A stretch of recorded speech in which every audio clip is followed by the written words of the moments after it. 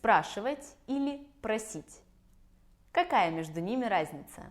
Всем привет и добро пожаловать на мой канал. Меня зовут Алина, и я помогаю тем, кто учит русский язык как иностранный, заговорить на нем более уверенно и естественно. Сегодня поговорим про разницу между глаголами «спрашивать» и «просить».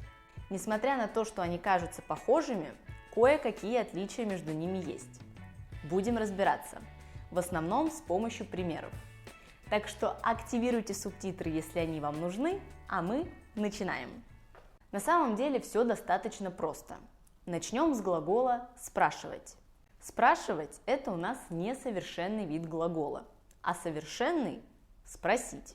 Когда мы что-то у кого-то спрашиваем, мы хотим получить информацию, получить ответ на наш вопрос. То есть, когда мы что-то спрашиваем, значит, что мы задаем вопрос. Например, я спрашивала у нее, встретимся мы на этих выходных или нет, но она мне так и не ответила.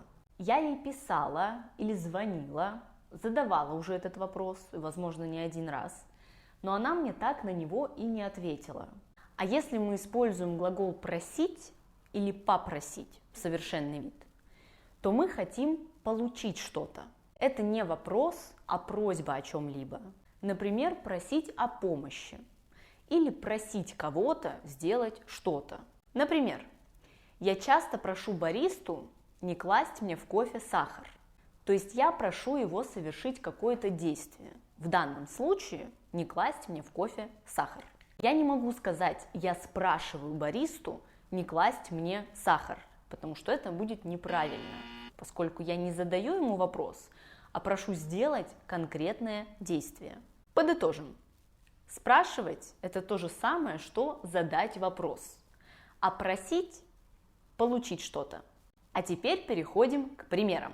Я спрашиваю соседа, когда включат воду. Задаю ему вопрос. Я прошу соседа не шуметь после 11 вечера. Прошу его о действии. Мама спрашивает дочку, что она ела в школе. Уточнение информации. Мама просит дочку помыть посуду. Просьба о действии. Он спрашивает у жены, где лежат ключи. Информация.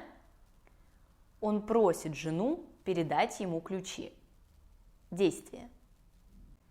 Она спрашивает, можно ли записаться на процедуру онлайн. Она просит записать ее на процедуру на утро понедельника. Студент спрашивает преподавателя, какая будет тема занятия. Студент просит преподавателя объяснить правила еще раз. Турист спрашивает прохожего, где находится музей. Турист просит прохожего показать дорогу на карте. Девочка спрашивает, как зовут собаку. Девочка просит родителей подарить ей собаку. Коллега спрашивает, что нужно сделать до пятницы. Коллега просит помочь с презентацией. И на этом, пожалуй, все. Когда я что-то спрашиваю, я задаю вопрос.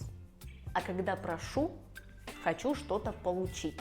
Я спрашиваю у друга, ты когда уезжаешь? Но я прошу друга, позвони мне, пожалуйста, вечером.